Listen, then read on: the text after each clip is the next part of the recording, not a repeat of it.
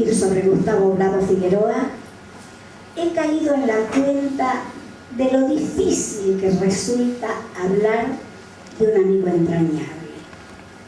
Indudablemente, cuando abordamos temas que no nos tocan el corazón, las palabras salen rápidas, conclusivas, determinantes, pero cuando el tema toca nuestros sentimientos, las construcciones discursivas dejan el paso a la timidez y el afecto proyecta sombras sobre las palabras.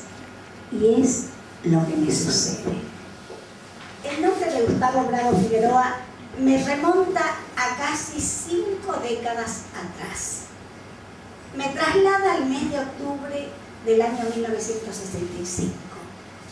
Me ubica en ese memorable atardecer en el que lo conocí. ¿Y dónde se arriesgan a suponer ustedes que ocurrió este encuentro? Sí, exactamente, donde están pensando. ¿Acaso se lo podía encontrar con absoluta seguridad a Gustavo Bravo Figueroa en otro sitio que no fuera la Peña Cultural El Cardón? Habíamos ido a su encuentro con María Eugenia Virla para pedirle a Gustavito que nos presentara el libro La literatura infantil del NOA, una de las primeras obras del sello editorial El Cardón. El profesor, de inmediato, con una amplia sonrisa, aceptó nuestra solicitud y a renglón seguido empezó a desgranar una historia épica. La historia de una institución cultural sin precedente en nuestro medio, la historia de la Peña Cultural El Cardón.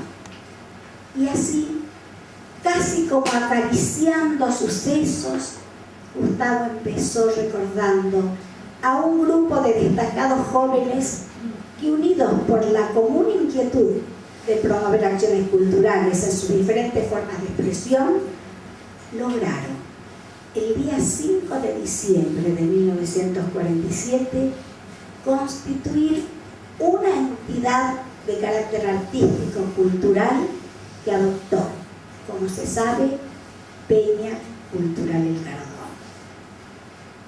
Luego recordó que en los primeros tiempos, como ya se ha dicho en el video, se reunían los domingos a la mañana en la Biblioteca Sarmiento. Posteriormente, pasó a contarnos los vaivenes sufridos ante la falta de un espacio propio para desarrollar las actividades programadas. Tras un intenso suspiro, pasó la época en que la Peña funcionaba en el subsuelo del Café Colón alquilado al Jockey Club. Y la voz le tembló al rememorar el día que le pidieron la devolución del sótano. ¿A dónde ir? ¿Qué hacer? ¿Bajar los brazos y dejarla morir? Era la angustiante pregunta de estos jóvenes por aquellos tiempos. La noche ya había ingresado y Gustavo seguía desgranando recuerdos y más recuerdos, hasta que llegó el día más feliz de la historia, el de la adquisición de la casa propia.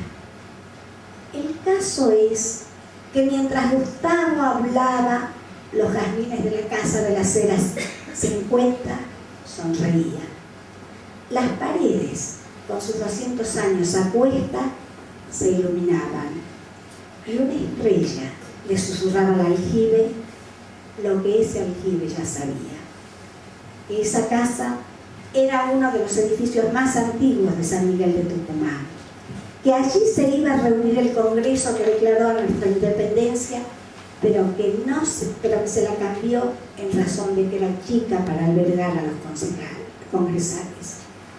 Que en ella estuvo Manuel Belgrano, que en ella se refugió el general Gregorio Arauz de la Madrid, que esa casona vio pasar a lo largo de su bicentenaria existencia episodios trascendentes de nuestra independencia, que sus señoriales puertas se abrían para recibir a Ezequiel Martínez Estrada, Ernesto Sábato, Ricardo Rojas, Eneas Spilimbergo, Manuel Castilla entre muchísimas otras distinguidas figuras de las artes y las letras.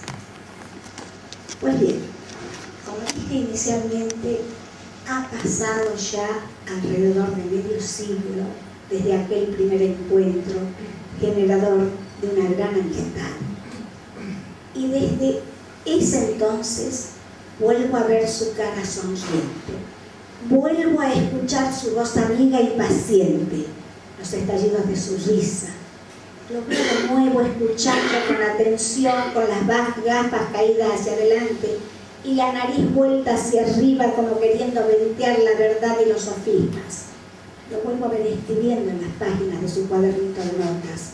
Lo descubro dando clases en el Colegio Nacional, en el Instituto Técnico. Lo encuentro en las páginas de la Gaceta Literaria, repaso sus libros, escucho su amor por Maicha, me deleito con sus poemas, pero por sobre todo me reencuentro con él a través de su intenso legado cultural, de su lucha denodada por la cultura en todos los ámbitos. Me reencuentro con las magníficas jornadas de los valles calchaquíes y también con esas inolvidables noches de verano en el patio de la casa bajo la luz de la luna, mientras impulsaba proyectos rodeados por sus amigos. En fin, no es tanto, pero tanto lo que se puede decir sobre el legado, es tanto, pero tanto lo que se puede decir sobre el legado de Bravo Figueroa a la cultura en nuestro medio, que tantas escapan a los límites de esta comunicación. Se encuentran en esta sala distinguidas personalidades que han trabajado, como el caso del ingeniero Berreta, como el caso de Lucía, como el caso de Ruth Sonsini, muy de cerca en la vida y en la obra de Gustavo. Pero es decir, que esto escaparía a los límites de esta comunicación. Pero lo que sí no podemos dejar de señalar es que no todo en Gustavo Bravo Figueroa era accional cultural. Gustavo era el amigo seguro de todos los días, el guía cariñoso, el compañero incansable, el conversador animado y animador, una especie de Sócrates familiar, despierto siempre y siempre franco, una especie de sabio antiguo sin dureza, sin pedantería. Su sutileza de lógico era apreciada por todos, incluso por los que eran destinatarios de ellas.